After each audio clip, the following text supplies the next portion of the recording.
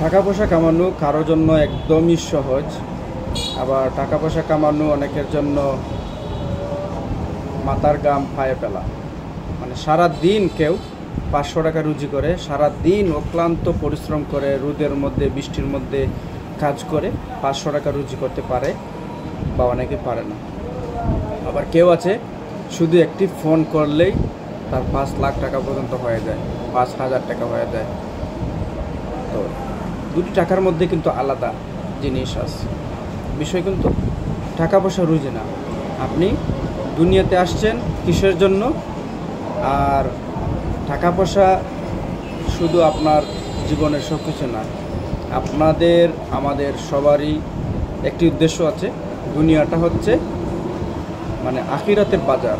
আমরা এখানে বাজার করতে আসছি, এখানে পয়সা টাকা কামানো, অন্যকে ঠকানো, দালালি করে মানুষকে টাকানো, বেফানা যারা হয়ে গেছে তাদেরকে মানে সাহায্য করা, এটা হচ্ছে আমাদের মানে একটি কাজ, একটি উদ্দেশ্য আমাদের জীবনের।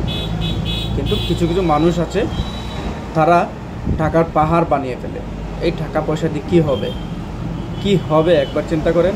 এখন যদি আপনার মানে 5 কোটি টাকার মালিক হন, এখন যদি আপনি চলে যান, তো 5 কোটি টাকা আপনার কোনো কাজে আসবে না, কাজে আসবে না।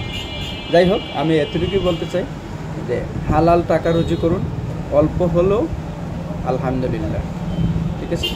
আর বেশি টাকায় আপনার শান্তি হবে না। আপনি 5 কোটি টাকার মালিক হতে পারেন, কিন্তু দেখবেন ডাক্তার আপনাকে বলে দিছে রাতে একটা রুটি, দুপুরে একটা রুটি, আবার সকালে একটা রুটি, এর বেশি খেতে পারবেন না। আপনি চাইলেও কিন্তু এখন কুরমা পোলাও খাইতে পারবেন না, কারণ খেলেই আপনার হতাশা শুরু হয়ে যাবে, যান চলে যেতে পারে। এই বই আপনি খান না যে 5 কোটি টাকার মালিক হয়ে কী করবে।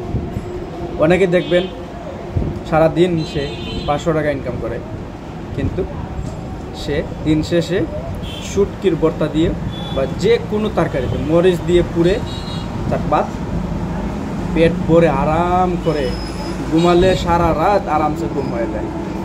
সকালে উঠে সে আবার কাজ যায়, তার দেখবেন শরীরে অসুস্থতা নেই, আল্লাহর রহমত থাকে। কারণ হালাল রুজি এবং হালাল বহন করা বা আহার করা, এটাও একটা কিন্তু রহমত। এটা কিন্তু সবাই পারে না। কেউ আছে টাকা পয়সার লোভে সে সব কিছু ভুলে যায়, দুনিয়াতে আসার কারণটাই ভুলে যায়। আসলে এটা আমাদেরকে লোভ লালসার মধ্যে ফেলে দেয়। যাই হোক, আমাদেরকে সবাইকে যেন সঠিকভাবে চলার এবং জীবনের উদ্দেশ্যটাকে যেন সফল করতে পারি, এবং হালাল রুজি এবং রুজির মধ্যে যেন বরকত পেয়ে, সেই একে অপরের জন্য আমরা দোয়া করি। সবাই ভালো থাকবেন, আমার জন্য দোয়া করবেন। আসসালামু আলাইকুম।